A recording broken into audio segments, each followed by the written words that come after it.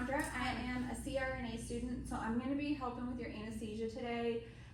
We're just going to start off, we're going to do an assessment, and I'm going to go over your history very thoroughly here in the chart. I know other people have probably asked you these questions, but we'll just get through this. It's really important that we make sure we have it documented correctly. So we'll start off if you could tell me your name. Tammy Johnson, Okay, and what's your date of birth? January 1st, 1981. Okay, and what procedure are we doing for you today? Hysterectomy. Okay, and do you have any allergies, any medication allergies? Nope. Okay, any allergies to latex like gloves or anything like that? Nope. Okay, and can you go ahead and tell me what month and year it is? June 2026. Okay, and where are we right now? Hospital. All right, so she's alert oriented. Her overall survey, she's well groomed. Her skin is pink and warm. So we have you as a class 3 obesity with your BMI of 65. But other than that, like her orientation's good, behavior is good.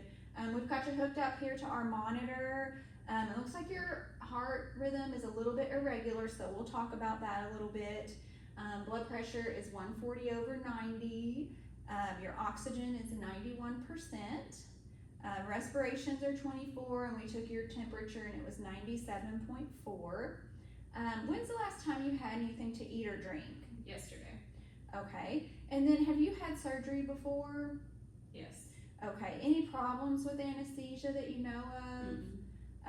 No fevers with anesthesia or wake up with nausea and vomiting? Any family history of of any problems with anesthesia? Nope. No? Okay. So we'll move on here and just kind of review all your systems here in the chart. Let's see. So we're going to talk about your cardiovascular history. Do you have hypertension? Yes. And what medicine do you take? Metoprolol. Okay. And it looks here, is it the 50 milligram that we have in here? And Yep. did you take that this morning? Yep. Very good. Any history of coronary artery disease that you know of? Nope. Okay. Heart failure? Nope. Arrhythmias? I got the AFib. Okay, and we see that on the monitor. It's a little irregular, but with your heart rate being 90, it looks controlled. Do you feel like that's pretty normal heart rate for you, or Yep. do you have problem? Okay. And then, did they put you on an anticoagulant when you were Yes. diagnosed? Okay, and what medicine was that? Eliquis. And when did you last take that? When they told me to stop, I stopped it. Okay, perfect. And then, have you had an MI in the past or a heart attack? Nope. Do you have a pacemaker, ICD? No. And then, so at this point, I would review her last EKG, see if she's had a recent echo. Have you ever had a cardiac cath? No. No. Okay. So I just kind of review her cardiac history in the chart, see if there was a note from a cardiologist. So let's talk about your respiratory history. Do you have a history of asthma? Nope. COPD? Yes. Okay. How long have you had COPD? 5 years. Okay. Have you ever had exacerbations with that where you've been in the hospital? Nope. No, nothing like that. Okay. And then, do you take any medicine for it? I have an inhaler. Okay. Is that the albuterol one I'm seeing here? Yep, that's it. And then, how often do you think you use that? A few times a week. Okay, a few times a week. Do you have sleep apnea or snore? Has anybody told you that? Nope. No. History of pulmonary embolism? No. And a history of smoking? Yes. Okay. Are you a current smoker? Yes. How much do you smoke? Pack a day. Okay. And how long you been smoking? Since I was 18. Okay. And then it says here, do you wear O2 at night? Okay. How much do you wear? 2 liters. And do you just wear that because you're short of breath, or do you check your oxygen at home? I don't check it. Okay, because you're about 91% here on room air. So at this point, I would check her PFT, see if we have a recent chest x-ray or a note from a pulmonologist to see what kind of shape she's in. All right, for neurologic histories, I see you do have a history of seizures. When was your last seizure? Year ago. A year ago. Have they ever told you that it's like a grand mal seizure? That's it. That's what they've said. Yeah. And do you take medicine for that? Yes. is it this Kepra? Mm-hmm. Okay. Did you take that this morning? Sure did. Okay, perfect.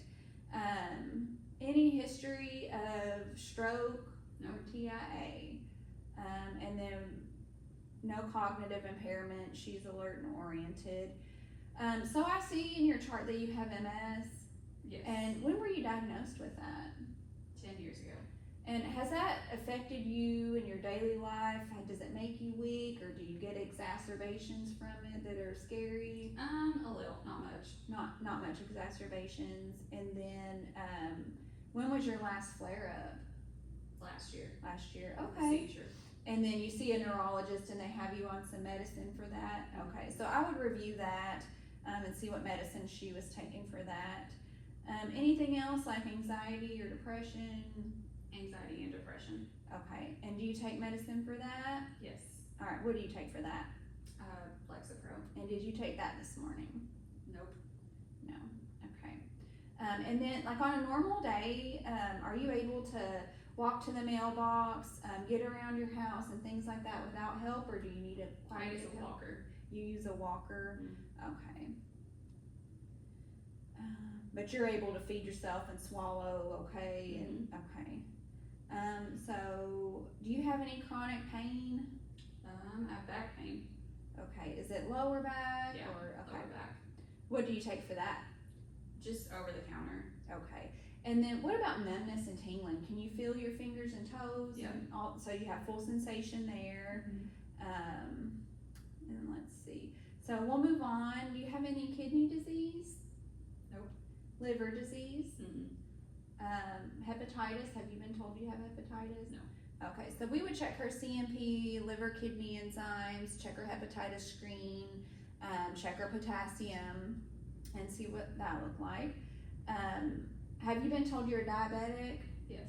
And what medicine do you take for that? Just insulin. Insulin? You don't take any oral diabetic medicine. And do you check your sugar at home? Yes. What do you usually run?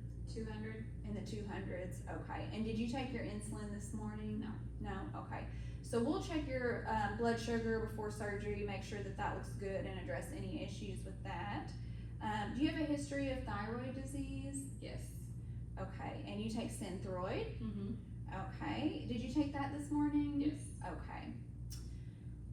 And then for obesity, we do have you as a class 3. We have your BMI is 65. And then you've never been told you have malignant hyperthermia or anyone in your family? Never heard that word before. Okay. So we verified that you don't have drug allergies or a latex allergy. Do you take any other medicines that we did not discuss already? Nope. And then do you take any herbal supplements? No. Do you drink alcohol? No. And what about drug use? Marijuana. And how often do you use that? A few times a week. And then do you smoke it or do you ingest it? Depends on the day. Okay. Okay. All right. So, and we did run a pregnancy test on you. It was negative. Just so you know that. That's good. So we'll go ahead and I'm gonna just do a quick assessment here on you. Can you open your mouth and stick your tongue out? Okay, so we'll call you a Potty 3. I didn't see any chipped teeth. Looks like you do have all your teeth. Anything loose or removable from your mouth? Nope. No, okay. And then if you'll tilt your head up, I'm gonna check your thyromental distance. So we have 3 fingers there. And do you have, can you show me your neck range of motion? Like look down, up, side to side. Any pain with that? Nope. No, okay. I'm gonna listen to your breath sounds here. Okay. So I just want you to breathe. Take some deep breaths, good. All right. So I am hearing a little bit of wheezing here. A little bit diminished. Okay. All right, you can breathe normal now. I'm just gonna listen to your heart here. So we are pretty irregular. But I don't hear any murmurs or anything like that. All right. So we have your weight as 150 kilograms. Your height is 152 centimeters. So we already talked about class 3 and your BMI. So I would just review all your labs, your blood count, your chemistries. Again, make sure you're not pregnant. So with the obesity and the MS, that puts you at a class 3 ASA, which just means we're going to be really careful with your anesthesia and helps us pick out the drugs a little bit that we're going to use. So I'm going to go ahead and go over our anesthetic plan with you, okay? So for this procedure, it's going to be general anesthesia. We're going to start off with your COPD and history of smoking. I'll probably give you a little bit of albuterol here since you're wheezing. And then when we go over to the OR, I'm going to have you breathe just some pure oxygen for a few minutes. We're going to make sure and get your oxygen really high. We may give you a little bit of pressure with that. We may do some more albuterol if we need to. And then we are going to have to put a tube in to help you breathe, an ET tube. So we'll give you some medicine before that. So we'll do some lidocaine and fentanyl and propofol. We're going to choose rocuronium. With your MS, you're at a higher risk for hyperkalemia, so we'll avoid sucks there. We'll have you in like a higher position. We'll have a bunch of pillows to prop you up into a ramp position. I will have a video scope in there to do your intubation just so we can do it as quickly as possible. And we might spray some medicine in the back of your throat, some lidocaine, just to help prevent a bronchospasm or laryngospasm there. So after we get that tube placed, we're going to have you on some lung protective ventilation. So we're going to try and keep our FiO2 below 80%. We will monitor your peak pressures. We'll probably put you on a pressure control ventilation. And then we'll watch you for auto PEEP with your COPD. We'll allow for a little bit of hypercapnia, but not a lot. So we'll just keep an eye on all that. We'll use like lower tidal volumes, like maybe 6 ml per kg. And when we do intubate you, we're gonna make sure you're fully deep so that will help prevent any bronchospasm too. And then for monitoring, we're just gonna do standard monitoring. So you'll have the blood pressure cuff, the EKG leads on, SpO2. We'll monitor your end-tidal CO2 and end-tidal O2. So all the equipment that you're on right now, nothing different there. And for post-op pain, since you take Tylenol at home, we'll go ahead and do some Tylenol. We might do some opioids if we need to, but we'll try and reduce those as we can. Now when we go to take your tube out, we're going to fully reverse you with some Sugamidex. We're going to want you all the way awake just with your COPD and your MS. You might be a little weaker than normal with some of these medicines. So we're going to be really careful there. So if when we wake you up, you're still having some weakness and you're not pulling good volumes or things like that, we might leave the tube in, but you know, our plan is not to do that. Our plan is to go ahead and get that tube out once you're fully awake. And you can follow commands and we feel like you're not weak.